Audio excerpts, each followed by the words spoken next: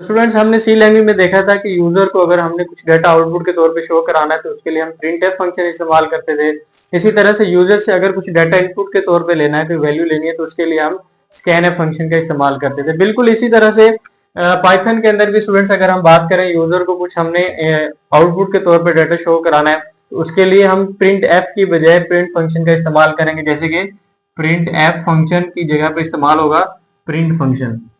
ठीक है। और उसके अलावा अगर हमने यूजर से कुछ डाटा इनपुट के तौर पे लेना है तो उसके लिए हम स्कैनफ का यूज करते हैं सी लैंग्वेज के अंदर, जबकि हम पाइथन के अंदर स्टूडेंट्स इस्तेमाल करेंगे इनपुट फंक्शन।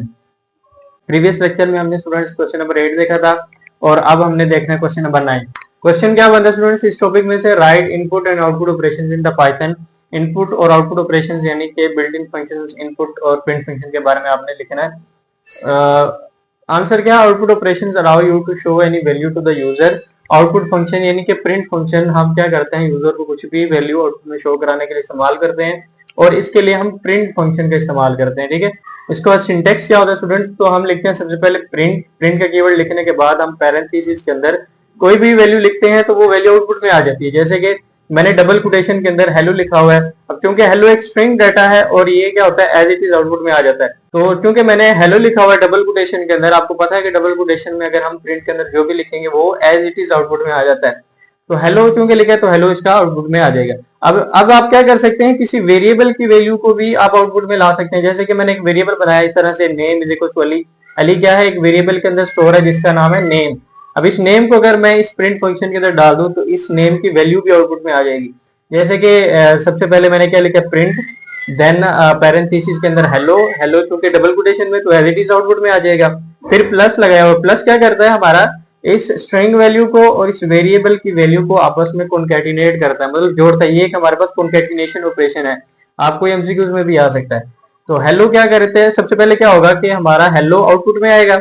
ठीक है। उसके बाद जो नेम की वैल्यू है, क्योंकि अली है तो नेम एक वेरिएबल है, वेरिएबल की वैल्यू आउटपुट में आ जाएगी। ठीक है। नेम की क्या वैल्यू है? अली। यहां से हम देख सकते हैं कि नेम की वैल्यू अली है, तो ये हमारी क्या होगी, वैल्यू आउटपुट में आ जाएगी। तो ये तरीका होता है हमारा आउटपुट फंक्शन को इस्तेमाल करने का, प्रिंट को इस्तेमाल करने का। इसी तरह से स्टूडेंट्स अगर हम यूजर से कोई वैल्यू लेना चाहते हैं, कोई डाटा लेना चाहते हैं, तो उसके लिए हम इस्तेमाल करते हैं इनपुट फंक्शन का। अब इनपुट फंक्शन को इस्तेमाल करने का एक सिंटेक्स है, एक तरीका है। सबसे पहले हम इसमें स्टूडेंट्स क्या करते हैं, एक वेरिएबल का नाम लिखते हैं। ठीक है। उसके बाद इज इक्वल टू का sign and then input function चलाते हैं। अब ये क्या हो, ये इसका सिंटेक्स है। ठीक है। अब क्या होगा कि इस इनपुट फंक्शन चलने की वजह से यूजर को वैल्यू एंटर करने की ऑप्शन मिलेगी।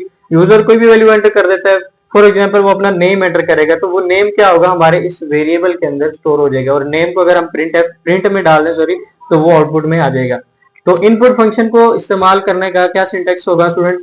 सबसे पहले हम वेरिएबल का नाम लिखेंगे is equals to, then input function को हम यहाँ पे लिख लेंगे।